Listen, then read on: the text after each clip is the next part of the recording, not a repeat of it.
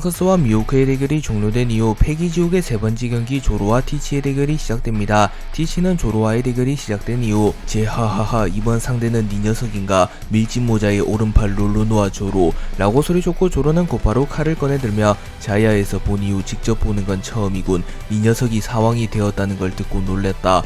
그저 스쳐가는 해적 중 하나라고 생각했건만 이라고 말합니다. 그리고 티치는 제하하하 나 역시 마찬가지다. 밀짚모자 루피 범상치 않은 놈이라고 생각했다만 설마하니 사왕까지 오를 줄은 몰랐군. 그나저나 다행이군. 내 상대가 밀짚모자가 아니라 너라서 말이야.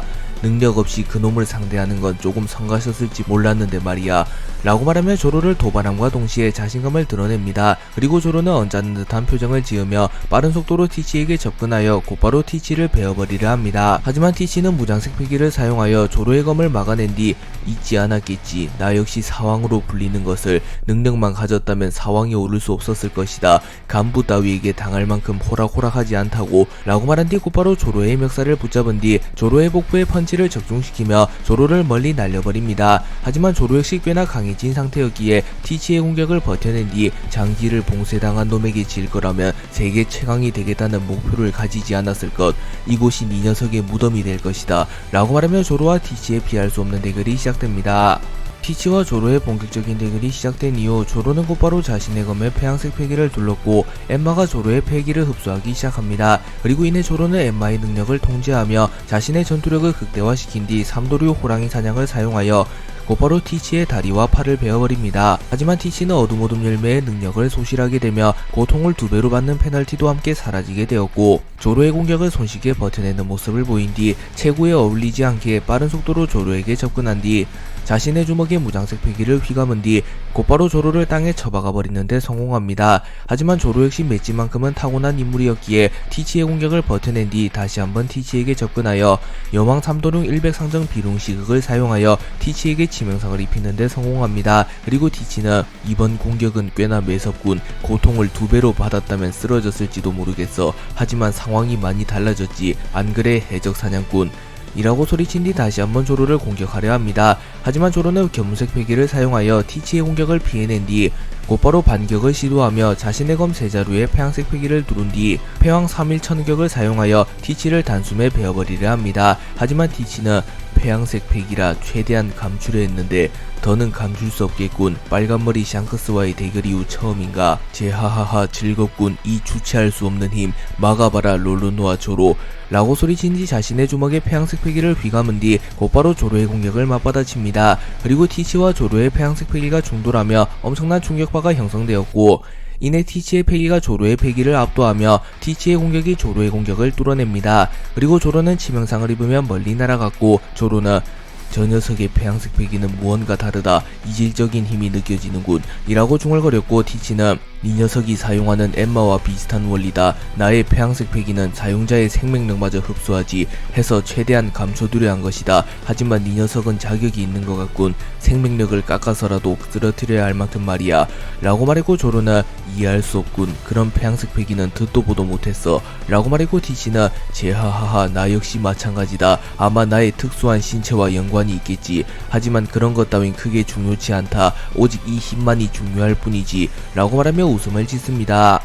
조로는 티치가 폐양색 패기마저 소유했으며 심지어 티치의 폐양색 패기는 평범하지 않고 이질적이라는 것을 깨닫습니다. 하지만 조로는 절망하지 않으며 강력한 폐양색 패기를 가졌다고 한들 좌절할 필요는 없다. 더 강한 패기와 힘으로 부숴버리면 그만이다 라고 말한 뒤 물고 있던 검을 질끈 물며 각오를 다집니다. 그리고 조로는 다시 한번 티치에게 접근하여 잠격과 패기를 동시에 방출시키며 티치를 베어버리려 합니다. 하지만 티치의 전투력이 조로보다 명백히 우위였기에 조로의 공격은 티치에게 닿을 수 없었고 전황은 계속 불리해져갈 뿐이었습니다. 하지만 조로 역시 천부적인 재능을 가진 인물이었기에 조로는 티치와의 생사결을 통하여 점차 강해져가고 있었습니다. 조로는 수차례 티치에게 공격을 퍼부었지만 모든 공격이 완벽하게 막히게 되었고, 티치는 제하하하 소용없다고 롤로노와 조로 이 녀석의 체력만 허비될 뿐이다 라고 말한 뒤 조로의 체력을 소비시킨 뒤 적절한 타이밍에 반격을 시도합니다. 하지만 그 순간 조로의 패기가 한 단계 더 강해졌으며 엠마 역시 강해진 패기를 흡수하며 복주하기 시작하며 시너지 효과를 내었고, 조로는 마치 엠마의 전대주인 코즈키 오뎅처럼 엠마를 완벽하게 다루는 경지에 올라섭니다. 그리고 조로는 오뎅이 카이도우에게 영구적인 상처를 주었던 기술인 도원 토츠카를 재현시키는 데 성공하였고 단숨에 티치에게 접근하여 티치의 복부에 영구적인 상처를 남기는 데 성공합니다. 그리고 티치는 충격을 입으며 땅에서 뒹굴기 시작하였고 티치는 등골이 서늘해지는 느낌을 느끼며 만약 어둠 열매의 능력을 소실하지 않았다면 방금 일격으로 죽었을지도 모르겠군. 롤로노와 조로, 나와의 대결을 통해 한 단계 더 성장한 것인가. 이 위압감은 마치 과거 빨간머리 녀석을 보는 것 같군. 이라고 말하며 조로를 과거 자신과 맞붙었던 샹크스급으로 평가합니다.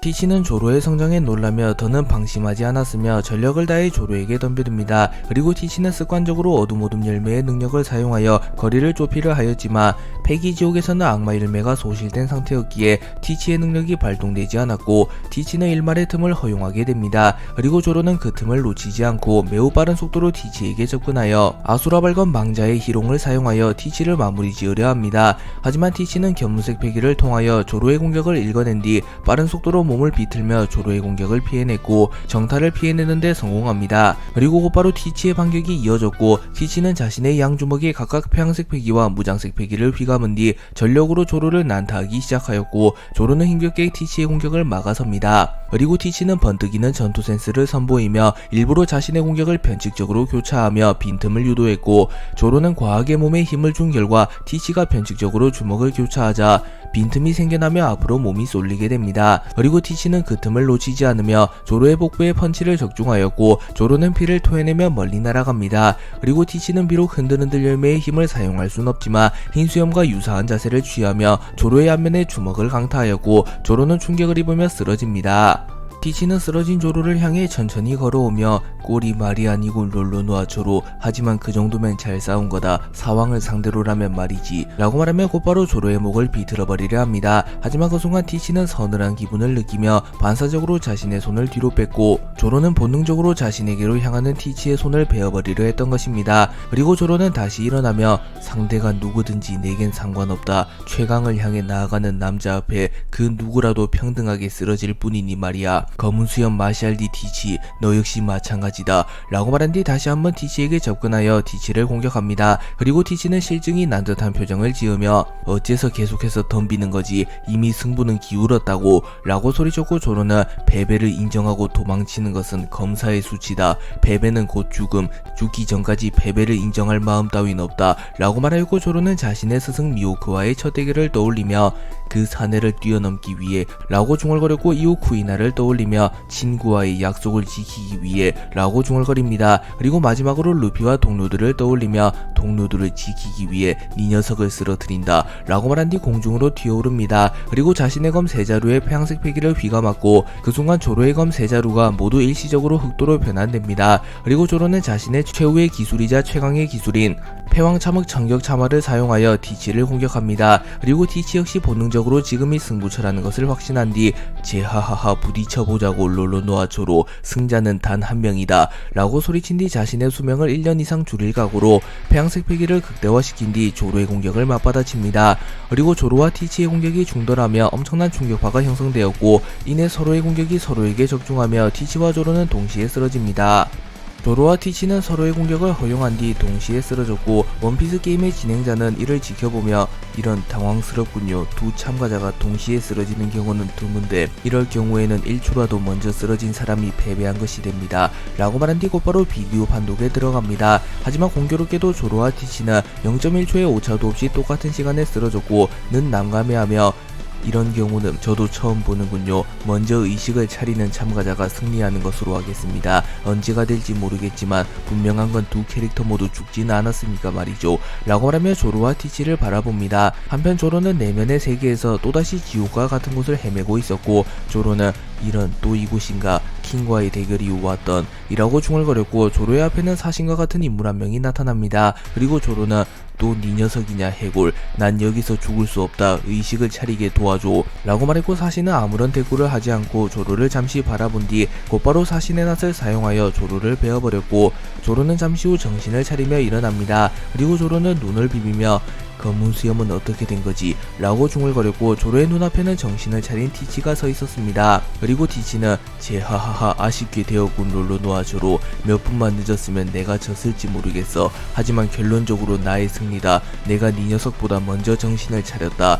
라고 말하며 웃음을 지었고 조로는 자신의 죽음을 직감하며 절망한 듯한 표정을 짓습니다. 하지만 그 순간 가 티치와 조로의 앞에 나타났고 티치와 조로는 당황한 듯한 표정을 짓습니다. 는 티치와 조로의 앞에 직접 모습을 드러냈고 티치는 본능적으로 가 이 게임의 배우라는 것을 알게 된 뒤 제하하하 네 녀석인가 이 게임의 배우가 라고 물었고는 저는 그저 진행자일 뿐입니다.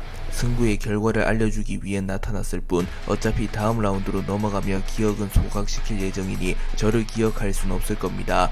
라고 말하고 티치는 제하하하 과연 이 녀석의 능력을 빼앗는다면 무슨 일이 생길지 궁금하군 이라고 소리친 뒤 곧바로 에게 달려듭니다. 하지만은 특수한 능력을 사용하여 고작 한 방만에 티치를 기절시켜버립니다. 그리고 조로는 승부의 결과는 어떻게 된 거지? 라고 물었고는 아쉽지만 롤로노아 조로 당신의 패배입니다. 쓰러진 시각은 동일했으나 마샬디 티치가 먼저 정신을 차렸기 때문이죠. 라고 말해주었고 조로는 자신이 패배했음을 확신하게 됩니다. 그리고 조로는 착잡한 듯한 표정을 지으며 아직도 정점에 닿기에는 멀었다는 것인가? 아쉽게 되었군. 기왕이면 패배하더라도 매의 눈 감아 보고 싶었는데 라고 말하며 미소를 지었고 는 죽음이 두렵진 않습니까? 라고 물으며 조로에게 천천히 다가오며 조로를 죽일 준비를 마칩니다. 하지만 조로는 전혀 겁먹지 않았고 양팔을 벌리며 마치 미호크에게 패배했던 그날처럼 당당한 모습을 보이며 약속을 지키기 못한 것은 아쉽지만 결국 이 게임의 우승은 루피가 될 것이다. 그걸 못 보고 가는 게 아쉬울 뿐이야. 죽음 따위는 해적이 된 순간부터 각오했다. 라고 말했고는 훌륭하군요 롤로노아 조로 라고 말한 뒤 곧바로 조로를 원래의 세계로 되돌려 보냈고 약 4일 뒤 조로는 심장마비로 사망하게 됩니다. 그리고 조로는 4일의 시간 동안 시모즈키 마을로 돌아갔기에 조로는 쿠이나와 나란히 묻히게 됩니다. 한편 티치는 다음 라운드로 향하게 되었고 2라운드 말미의 기억을 소각당했기에 와 접촉했다는 사실을 읽게 됩니다. 페기지옥의 세 번째 경기 티치 vs 조로의 대결이 끝난 이후 곧바로 아오키지와 로쿠규의 대결이 시작됩니다. 아오키지는 로쿠규를 바라보며 로쿠규 아라마키 이 녀석이 내 후임인가 소문은 많이 들었다. 사카즈키가 원수가 된 이후 후지토라와 함께 징병된 새로운 대장 이라고 말했고 로쿠규는 라하하하 아오키지 실물을 보는 건 처음이군. 배신자의 낯짝은 어떻게 생겨먹었는지 궁금했는데 실제로 보니 썩은 내가 진동하는군. 해군을 배신한 쓰레기를 처단해주마 라고 말한 뒤 곧바로 숲숲열매의 능력을 사용하여 거대한 나무로 변신합니다. 그리고 아오키지는 꽤나 진지한 표정을 지으며 인간은 저마다 자신의 가치를 실현하기 위해 목적을 가지고 살아가는 생물이다. 내가 해군을 반하고 해적을 택한 건 역시 나의 목적을 이루기 위한 선택일 뿐 그 선택의 일말의 후회 따윈 없다고 라고 말한 뒤 얼음얼음 열매의 능력을 사용하여 순식간에 로쿠규의 전신을 얼려버리려 합니다. 하지만 로쿠규의 크기가 워낙 거대했기에 전신이 얼어붙기까진 꽤나 시간이 필요했고 로쿠규는 자신의 몸이 완전히 얼어붙기도 전에 숲숲열매의 능력을 사용하여 얼음을 부숴버리는 데 성공하였고 로쿠규는 다시 인간형으로 돌아간 이후 빠른 속도로 아오키지에게 접근하여 자신의 날카로운 덩굴로 변환시킨 뒤 곧바로 아오키지의 복부를 뚫어버리는 데 성공합니다. 아오키지가 로쿠규의 복부를 뚫어버리는데 성공했으나 이내 아오키지는 얼음을 사용하여 복부를 재생시켰으며 더 나아가 자신의 복부를 뚫을 로쿠규의 손을 시작으로 로쿠규의 팔을 얼려버리는데 성공합니다. 그리고 로쿠규는 재빠르게 팔을 뺀 뒤 무장색 패기를 사용하여 팔을 녹이려 했지만 아오키지는 로쿠규보다 한 박자 더 빠르게 움직이며 아이스 글러브를 사용하여 자신의 주먹에 얼음을 휘감은 뒤 곧바로 로쿠규의 안면에 펀치를 적중시켰고 로쿠규는 충격을 입으며 멀리 날아갑니다. 그리고 아오키지는 기세를 놓치지 않으며 아이스블록 파르티잔을 사용하여 로쿠규를 공격하나 로쿠규 역시 만만치 않은 상대였기에 거목 침식을 사용하여 창과 같은 형태의 나무줄기를 여러 그루 소환하여 아오키지의 공격을 막아섭니다. 그리고 로쿠규는 채를 사용하여 아오키지에게 접근한 뒤 방화림을 사용하여 아오키지를 불태워버리려 했으나 아오키지는 순식간에 화재를 진화한 뒤 불을 쓰는 풀이라니 신기하군 이라고 말했고 로쿠규는 으스대지 말라고 숲숲열매는 자연 그 자체의 힘 자연의 힘이라면 뭐든지 사용할 수 있다고 라고 말한 뒤 목화 권투를 사용하였고 로쿠규의 주먹은 풀에 잠식된 것처럼 푸르게 변하였고 위력이 극대화되게 됩니다. 그리고 로쿠규는 곧바로 아오키지를 공격하였으나 아오키지는 자신의 스승 거프의 기술인 갤럭시 임팩트와 유사한 기술인 아이스 임팩트를 사용하여 무장색 패기와 얼음을 동시에 극대화시키며 주먹을 내지르는 기술을 사용하였고 아오키지의 공격이 로쿠규의 공격을 뚫어냈고 로쿠규는 충격을 입으며 멀리 날아갑니다. 아오키지는 로쿠규를 압도하는 모습을 보이며 로쿠규를 몰아붙이기 시작하였고 로쿠규는 분노한 듯한 모습을 보이며 납득이 가지 않는군. 분명 같은 해군 대장인데 격차가 존재하는 건가? 라고 말했고 아오키지는 직책만 같을 뿐 실력과 경험의 차이는 엄연히 존재한다고. 거푸 중장과 모몬가 중장이 같은 중장이라고 실력이 동일할 것 같나? 이 녀석은 정상적인 루트를 밟아 해군 대장에 오른 것이 아닌 나의 빈자리를 채우기 위해 급하게 등용된 반쪽짜리에 불과하다고. 하물며 해군대장으로서 경험을 쌓은 기간 역시 내가 니놈보다 훨씬 길다. 그러니 실력 차이가 존재하는 것은 당연하다. 라고 말하며 직책이 해군대장으로 갔다고 하더라도 아오키지는 정식적인 절차를 밟아오며 해군대장이 되었으며 거푸와의 수련, 정상결전 참전, 아카이노와의 대결 등 굵직한 경험을 쌓았기에 당연히 로쿠규보다 강할 수밖에 없었습니다. 그리고 로쿠규도 어느정도 이 부분에는 동의했지만 그렇다고 해서 패배를 인정할 수는 없었기에 침묵하는 모습을 보이며 곧바로 아오키지에게 다가가 다시 한번 아오키지를 공격합니다. 하지만 이미 승부는 기운 상태였고 시간이 지나면 지날수록 아오키지가 로쿠규를 압도하는 모습이 그려집니다. 로쿠규와 아오키지가 대결을 치른 지 어느덧 7시간 정도가 지나게 되었고 두 캐릭터 모두 전신이 상처로 뒤덮여 있었습니다. 하지만 명백히 아오키지 쪽이 우위를 점하고 있었고 아오키지는 아카이누와 장기전을 치른 경험도 있었기에 로쿠규는 시간을 더 지체하게 된다면 승부수를 던질 틈도 없이 자신이 패배할지도 모른다고 판단합니다. 그리고 로쿠규는 승부수를 던지기로 결정하였고 숲숲열매의 능력을 사용하여 순식간에 자신의 상처를 모두 회복시켰으며 순간적으로 신체 능력을 극대화시킵니다. 그리고 아오키지는 당황하며 어이 뭐냐고 그 회복력은? 이라고 물었고 로쿠규는 영구적인 회복이라면 좋겠다만 아쉽게도 일시적인 회복일 뿐이다. 자연의 힘을 사용하여 최후의 순간 초인적인 힘을 가지게 된다. 나 역시 약 5분 뒤면 죽게 될 테지만 이 게임에서는 승리하게 된다면 다음 라운드에서 몸이 완전히 회복되니 뭐 이기기만 하면 큰 의미는 없지. 라고 말한 뒤 순식간에 아오키지를 향해 다가왔고 아오키지는 최후의 발악이란 말이군. 이라고 말한 뒤 최대한 방어적으로 운영하려 합니다. 하지만 로쿠규는 아오키지조차 상회하는 스피드를 선보이며 내가 5분이라는 시간을 알려준 것은 이 녀석이 어떠한 수를 쓰더라도 그 시간 안에 쓰러뜨릴 자신이 있기 때문이었다. 라고 말한 뒤 넝쿨과 같은 것으로 아오키지의 다리를 붙잡은 뒤 자신의 주먹에 무장색 패기를 둘러 아오키지의 복부를 그대로 뚫어버렸고 아오키지는 피를 토하며 멀리 날아갑니다.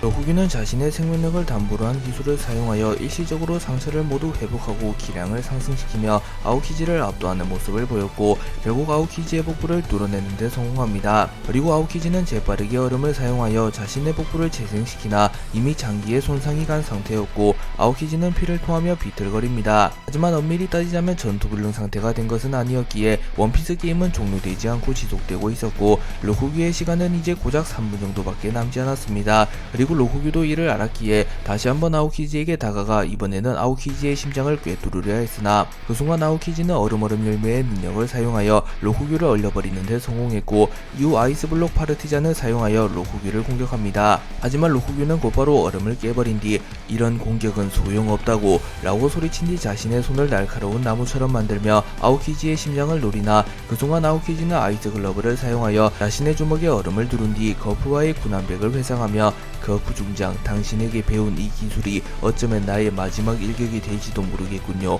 라고 생각한 뒤 거푸로부터 전수받은 기술인 아이스 임팩트를 다시 한번 내지르며 로쿠규의 공격을 맞받아칩니다. 그리고 로쿠규와 아오키지의 공격의 위력이 대등했기에 두 캐릭터는 동시에 멀리 날아갔고 그 순간 5분이 모두 경과하게 되었고 로쿠규는 순식간에 몸이 미라처럼 변하며 수분이 모두 사라지기 시작하였고 아오키지는 자신의 몸 전신을 얼리며 출혈을 방지하며 로쿠규의 죽음을 지켜봅니다. 그리고 잠시 후 로쿠규의 형체가 완전히 사라졌고 로쿠규는 흙과 하나가 되었고 그 자리에는 작은 꽃 하나가 피어납니다. 로쿠규와 아오키지의 대결이 종료된 이후 곧바로 사부와 버기의 대결이 시작되었고 버기는 잔뜩 겁에 질린 듯한 표정을 짓고 있었지만 겉으로는 특유의 허세를 부리며 혁명군의 2인자 염제 사부, 그래 니놈의 이름은 들어본 적 있다. 너도 이 사왕 버기님의 이름쯤은 알고 있겠지.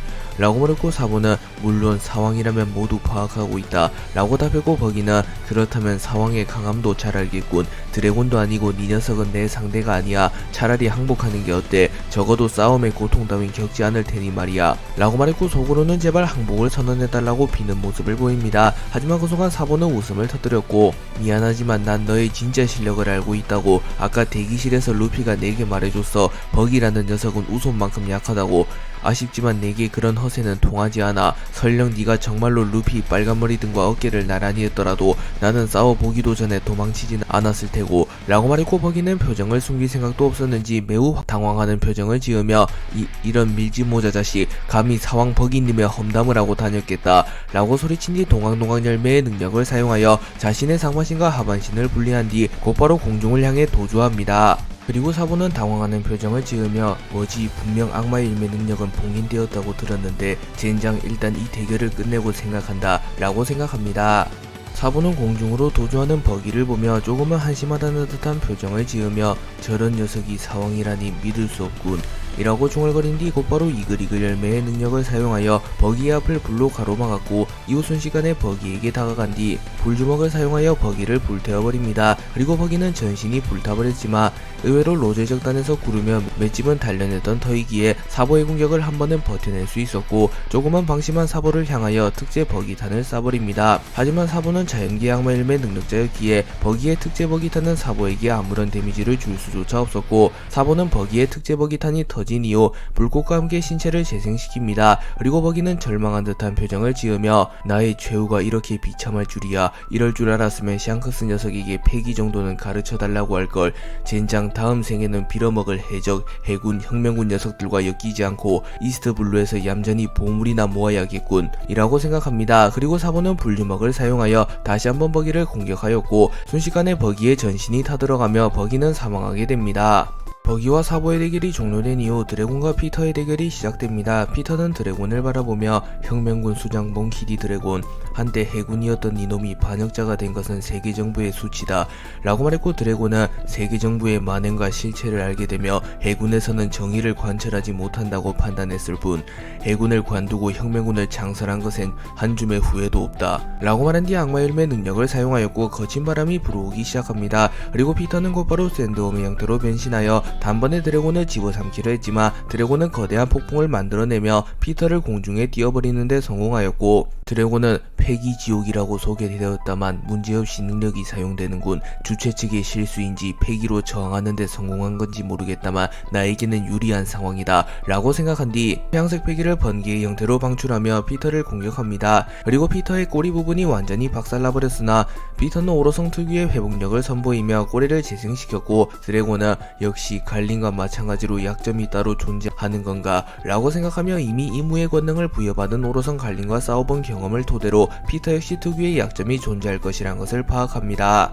드래곤은 우선 피터의 약점을 파악하기 위하여 빠른 속도로 피터의 전신을 공격했지만 딱히 특정 부위에서의 약점은 노출되지 않았고, 피터는 갈링을 꺾은 게 우연은 아니군. 우리의 본질을 파악한 것인가. 하지만 그렇다고 해서 네 녀석이 나를 꺾을 일 따윈 없다 라고 말한 뒤 마치 진공청소기처럼 드래곤을 빨아들이기 시작하였고, 드래곤은 무장색 폐기를 사용하여 저항하나 결국 피터의 몸속으로 빨려 들어가게 됩니다. 하지만 드래곤은 곧바로 피터의 몸통을 반으로 쪼개버리며 곧바로 피터의 몸속에서 탈출합니다. 그리고 그 순간 매우 짧은 시간이지만 드래곤은 피터가 두 개의 샌드홈으로 분리되는 것을 포착하였고, 그것이 피터의 약점과 관련이 있을지도 모른다고 판단합니다. 그리고 이내 피터는 다시 몸을 재생하며 하나의 샌드홈의 형태로 돌아왔고, 피터는 괴수의 돌진을 사용하여 자신의 머리 끝에 무장색 폐기를 두른 이후 드래곤을 향해 돌진하였고, 드래곤은 자신의 양주먹에 각각 폐양색 폐기와 무장색 폐기를 두른 뒤 피터의 전진을 막아서려 합니다. 하지만 워낙 기습적인 공격이었기에 피터는 드래곤의 방어를 뚫어냈고, 드래곤은 충격을 입으며 멀리 날아갑니다.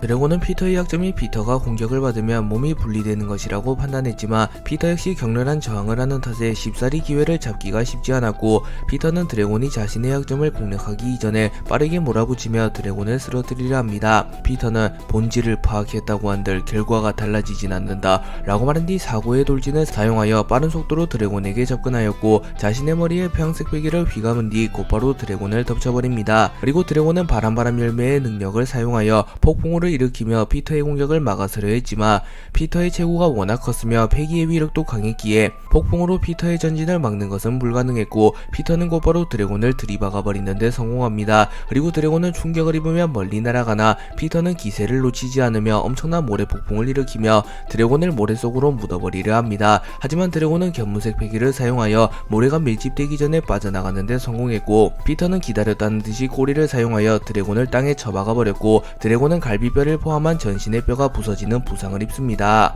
피터는 승기를 잡았지만 상대는 드래곤이었기에 결코 방심하지 않으며 드래곤을 마무리 짓기 위하여 모래와 독이 섞인 무언가를 뱉어버리며 드래곤을 그대로 녹여버리려 합니다. 하지만 그 순간 드래곤은 바람바람 열매의 능력을 사용하여 피터가 뱉은 물질을 그대로 피터에게 되돌려 주었고 피터의 머리가 녹아버립니다. 그러나 피터는 곧바로 재생에 성공했고 발악하지 마라 몽키디 드래곤 이라고 소리친 뒤 사고천하를 사용하여 모래폭풍을 일으키며 빠른 속도로 드래곤을 들이박으려 합니다. 그리고 드래곤은 자신을 향해 맹렬히 돌진하는 피터를 바라보며 저 녀석의 속도를 역이용하여 나의 주먹이 부서질 각오로 받아친다. 이후 놈의 몸이 부서진다면 그 기회를 놓치지 않고 재생할 틈도 없이 몰아친다. 실패한다면 그 즉시 패배로 이어질 테지만 물러설 수는 없다. 라고 생각한 뒤 곧바로 자신의 주먹에 폐양색 패기를 휘감은 뒤 자신을 향해 달려오는 피터를 향해 주먹을 내질렀고 피터의 머리와 드래곤의 주먹이 충돌하며 피터의 머리가 쪼개져 버렸으며 드래곤의 주먹이 부서집니다. 그리고 피터는 곧바로 재생을 시도하며 이깟 공격 따위 재생하면 그만이다 라고 말하나 드래곤은 자신의 혀를 깨물어버리며 정신을 다잡은 뒤 곧바로 공중으로 튀어올라 폐양색 패기를 번개처럼 방출하며 피터의 재생을 억제하였으며 이후 바람바람 열매의 능력을 사용하여 괴풍을 사용하며 피터의 몸을 잘게 잘라버립니다. 그리고 피터의 몸이 매우 작은 샌드홈의 형태로 분리되기 시작했고 드래곤은 자신에게 승리의 기회가 왔음을 직감합니다. 드래곤은 주먹이 부서지고 전신의 뼈가 박살나는 부상을 입었지만 정신줄을 놓지 않으며 피터를 몰아붙였고 피터는 서서히 재생력이 떨어져 갔으며 샌드홈의 약점이 공략당하며 위기에 직면합니다.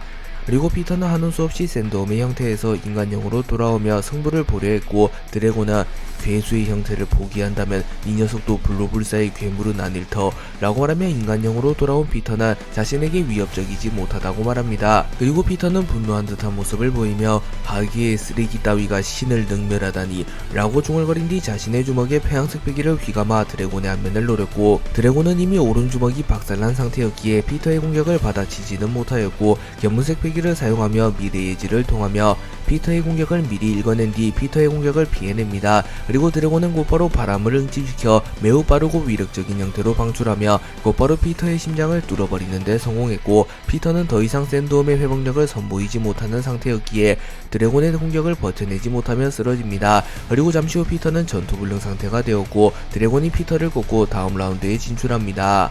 피터와 드래곤의 대결이 끝난 이후 워큐리와 쌍디의 대결이 시작되었고 쌍디는 워큐리를 바라보며 에그에 대해서의 괴물려서 루피조차 뚫지 못한 괴물같은 방어력의 소유자 과연 내가 놈의 방어를 뚫어낼 수 있을까 라고 생각하며 생각이 복잡한 듯한 표정을 지으며 담배를 피웁니다. 그리고 워큐리는 고민해도 소용없다. 이 녀석이 할 수 있는 건 오직 죽음을 받아들이는 것뿐. 약자는 죽음의 방식조차 고르지 못하는 것이 이 세상의 이치 라고 말한 뒤 곧바로 봉이의 형태로 변화합니다. 그리고 쌍디는 담배를 공중으로 튕구며 멧돼지 자식이 뚫린 입이라고 잘도 떠드는군. 약자는 죽음의 방식도 고르지 못한다고. 그래 좋다. 그 말 그대로 돌려주지. 네 놈을 기필코 사냥해 돼지갈비찜으로 만들어주지. 가죽이 질겨서 맛있을지는 모르겠지만 말이야 라고 말한 뒤 곧바로 이프리트 잠브를 사용하여 자신의 발에 불을 휘감은 뒤 워큐리를 향해 날아갔고 워큐리는 압도적인 방어를 내세워 쌍디를 들이박아버릴 준비를 마칩니다. 그리고 워큐리는 우선적으로 쌍디의 움직임을 저지하고 쌍디의 기량을 하락시키기 위하여 폐양색 패기를 울음처럼 방출하는 기술인 폐양색의 울음을 사용하였고 쌍디는 워큐리에게 접근하는 것조차 버거워하는 듯한 모습을 보입니다. 큐리와 쌍디의 대결이 시작된 이후 쌍디는 계속하여 워큐리를 공격하려 하나 워큐리의 폐양색 패기 때문에 접근조차 힘겨웠으며 가까스로 접촉하여 공격을 집어넣는다고 하더라도 워큐리의 맷집이 워낙 강했기에 쌍디는 워큐리에게 어떠한 충격을 가하지도 못합니다. 그리고 쌍디는 좌절하는 모습을 보이며 이렇게 미치도록 단단한 녀석은 처음이야. 공격을 하면 할수록 내가 손해인 것 같군 이라고 말하였고 워큐리는 이 녀석 수준으로는 내게 흠집조차 낼 수 없을 거다. 발악하지 말고 죽음을 기다리는 것 그것만이 이 녀석에게 허용된 유일한 자유다 라고 말한 뒤 빠른 속도로 쌍디에게 돌진합니다. 하지만 쌍디는 순식간에 공중으로 튀어오르며 워큐리의 공격을 피해낸 뒤 그래도 돼지라서 그런지 속도는 느리군 이라고 생각하나 그 순간 워큐리는 매우 빠른 속도로 공중으로 튀어올랐고 속도마저 쌍디의 상상을 아득히 뛰어넘는 모습을 보였고 워큐리는 자신의 뿔에 폐양색 패기를 휘감은 뒤 곧바로 공중에 떠있는 쌍디를 올려 찍어버렸고 쌍디는 단 한 방만에 전신의 뼈가 산산조각 나고 피부가 찢어지는 부상을 입으며 낙하합니다. 상디는 워큐리의 공격을 허용한 뒤 치명상을 입었지만 이후 혈통인자를 발현하며 순식간에 상처를 회복하는 모습을 보였고, 워큐리는 당황하는 모습을 보이며 악마의 열매도 먹지 않은 녀석이 그 정도의 회복 능력을 보이다니 방금 전 그 회복 능력은 불사조 마르코와 비견될 정도로군 이라고 말했고, 상디는 다시 기운을 차리며 일어난 뒤 몇 번이고 몸을 재생할 수 있다고 생각되진 않는다. 한계에 부딪히기 이전 저놈을 쓰러뜨린다 라고 생각하며 결의를 다진 뒤 매우 빠른 속도로 워큐리에게 접근한 뒤 이프리트 잠브를 사용하여 워큐리의 뿔을 강타합니다. 그리고 워큐리는 당연히 상디가 자신의 머리나 몸통을 노릴 것이라고 생각하며 뿔에는 적절한 방어 조치를 취하지 않았고 곧바로 워큐리의 뿔이 박살나버립니다. 그리고 워큐리는 뿔을 재생하며 뿔을 부숴서 어쩌자는 거지 라고 물었고, 상디는 돼지고기를 손질하는 법을 아나 뼈같이 단단한 부위를 고기와 먼저 분리한 뒤 고기를 다지는 거다 라고 말하며 뿔을 부숴버리며 접근에 용이하게 만들며 빈틈을 만들어내고자 한 것임이 밝혀집니다. 그리고 상디는 워큐리의 머리에 가까이 접근하였고 자신의 발에 무장색 패기와 불을 휘감은 뒤 본신의 힘을 다하여 워큐리의 머리를 타격하였고, 워큐리는 곧바로 상디를 들이박으려 하지만 뿔이 완전히 재생되지 않은 터라 완벽한 반격에는 실패합니다. 하지만 워큐리는 압도적인 방어력으로 상디의 공격을 방어해낸 뒤 폐양색의 전진을 사용하여 상디의 움직임을 구속하려 합니다. 그러나 상디는 애시당초 머리를 노린 것이 아니었고 공중에서 한 바퀴 회전한 뒤 뒷발꿈치를 사용하여 워큐리의 눈을 그대로 찍어버렸고, 워큐리조차 눈만큼은 단련하지 못했기에 워큐리의 눈에서 피가 흘러져 내려옵니다. 상디는 수준급 전투 센스를 선보이며 워큐리에게 혼신의 일격을 가했고, 는 꽤나 흥미롭다는 듯이 이를 지켜보며 확실한 언더독이 탑독에게 일격을 가했군. 밀짚모자 일당 정말이지 흥미로워. 게임이 몇 년만 늦게 개최되었다면 저 녀석들이 압도적인 기량을 선보였을 텐데 조금은 아쉽구만 이라고 말하며 웃음을 짓습니다. 워큐리는 상디에게 가능성을 개화하는 건가, 한방 먹어군 검은다리 라고 말했고, 상디는 우쭐대지 말라고 멧돼지 자식아, 네 녀석을 돼지갈비찜으로 만들기 전까진 쓰러질 수 없지 라고 하며 웃음을 지었고, 워큐리는 그래 네 녀석을 더 이상 무시하지 않으마 나의 호적수로 인정하겠다 라고 말하며 전력을 드러내기로 결정하였고, 워큐리는 순식간에 엄청난 패기를 내뿜습니다. 그리고 워큐리의 폐양색 패기는 이질적인 기운을 내포했고 상디는 몸이 굳어져가는 느낌을 받습니다. 그리고 워큐리는 폐양색 패기를 높은 경지로 단련한다면 견문색 패기를 포함한 패기를 통제하는 것이 가능하며 과거 조이보이라는 남자는 능력까지 통제했다고 전해 들었다 라고 말하며 폐양색 패기를 사용하며 상디의 움직임에 제한을 주고 있다고 말합니다. 그리고 상디는 좋지 않은데 빌어먹을 돼지 자식 라고 생각하며 앞을 바라봤고, 상디가 무언가 말을 꺼낼 틈도 없이 워큐리가 돌진해오고 있었습니다. 그리고 상디는 피하기엔 이미 늦었다고 판단하며 자신의 발에 무장색 패기를 휘감았고, 순간 상디의 무장색 패기가 강해지며 마치 거푸처럼 발에 충격파 같은 것이 생겨납니다. 워큐리는 상디를 향하여 가까이 다가온 뒤 사념의 박치기를 사용하여 상디를 들이박아버렸고, 상디는 동파육 버스트를 사용하여 워큐리를 공격합니다. 하지만 아직은 상디의 공격이 워큐리의 공격과 방어를 뚫기엔 역부족이었고, 워큐리는 상디를 그대로 짓눌러버렸고 상디는 온몸이 으깨져버리는 중상을 입습니다. 상디는 온몸이 으깨지는 중상을 입었지만 혈통인자를 발현하며 어느정도 몸을 회복했고 거친 숨을 내쉬며 다시 일어납니다. 그리고 상디는 본능적으로 이것이 마지막 회복임을 알게 되었고 자신에게 죽음이 얼마 남지 않았음을 직감합니다. 하지만 상디는 포기하지 않았고 다시 한번 워큐리에게 달려들며 퀸을 마무리 지었던 기술인 쇠고기 버스트를 더욱 강화하여 각성한 기술인 강화 쇠고기 버스트를 사용하여 워큐리의 턱을 가격합니다. 하지만 워큐리는 초인적인 맷집을 선보이며 상디의 공격을 버텨냈고 이후 완전히 재생된 뿔을 사용하여 상디의 복부를 뚫어버립니다. 그리고 상디는 충격을 입으며 공중에서 떨어졌고 상디는 더 이상은 몸을 재생하지 못하는 모습을 보입니다. 그리고 워큐리는 곧바로 상디를 짓밟으며 마무리 지으려 했지만 상디는 담배를 꺼내들며 죽기 전에 담배 한 대 정도는 괜찮잖아 라고 물었고, 워큐리는 발을 거두며 상디의 최후를 지켜봅니다. 그리고 워큐리는 패배할 것이 뻔한데 저항하는 이유가 뭐지? 적당히 굴복하고 살면 목숨은 지킬 수 있을 텐데 라고 물었고, 상디는 인간이 자유라는 답을 찾는 한 목숨을 건 대항 따윈 우스워지지. 처음부터 그렇게 설계된 거야 인간이란 이라고 말하며 마지막 담배 한 모금을 내쉬었고, 상디는 전투불능 상태가 되며 원래의 세계로 송환되었고 워큐리가 상디에게 승리를 거두며 다음 라운드에 진출합니다. 그리고 원래의 세계로 돌아온 상디는 곧바로 발라티에를 찾아가 제프와 마지막 식사를 한 뒤 제프에게 아주 먼 곳으로 다녀올 거요, 그간 몸 조심하고 있으쇼 라는 유언을 남긴 뒤 떠나갔고 약 하루 뒤 이스트블루 어느 바다 위에서 심장마비로 사망합니다.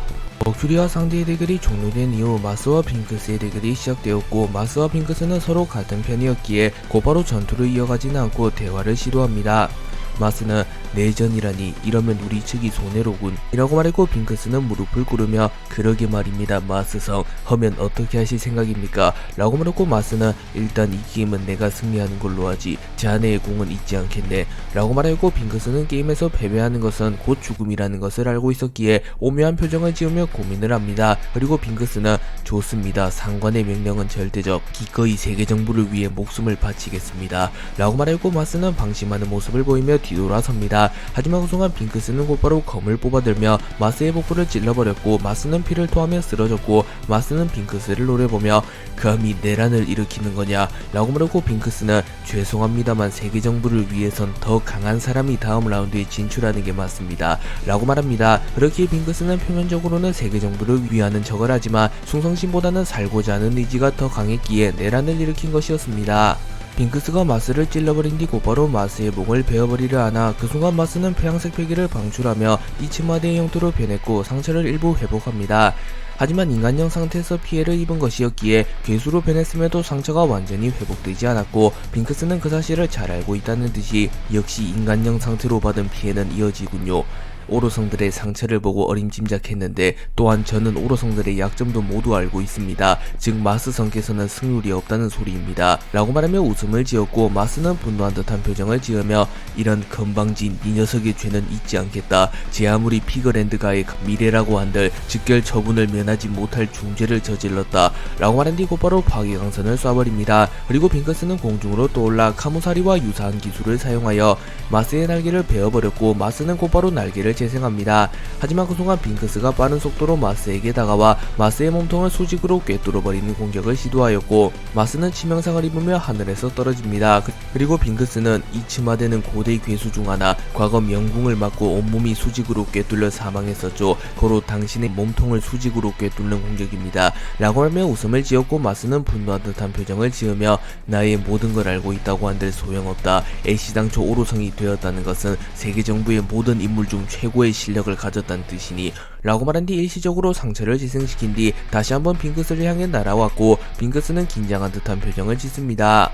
마스는 빠른 속도로 빙크스에게 접근한 뒤 자신의 날개에 무장색 폐기와 폐양색 폐기를 휘감은 뒤 곧바로 빙크스를 내려 찍어버렸고 빙크스는 자신의 검을 사용하여 가까스로 마스의 공격을 막아낸 뒤 뭐냐 이 위력은 분명 마스성도 치명상을 입었을 터인데 라고 생각하며 치명상을 입은 마스의 공격의 위력이 생각보다 강하기에 당황한 듯한 모습을 보입니다.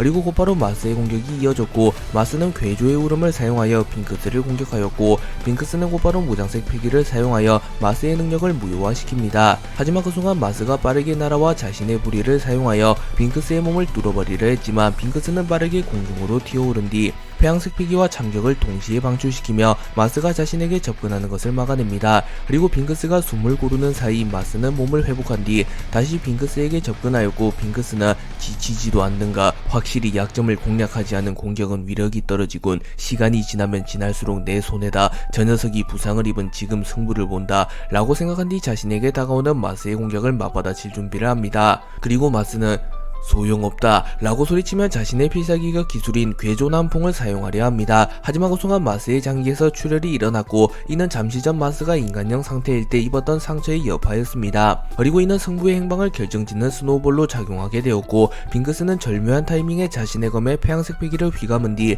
마스의 심장과 몸통을 수직으로 꿰뚫어버리며 지나갑니다. 그리고 마스는 심장이 터지며 사망하였고 빙크스 역시 지친 듯한 모습을 보이며 숨을 헐떡였고 빙크스는 마스를 꺾으며 다음 라운드에 진출하는 데 성공합니다.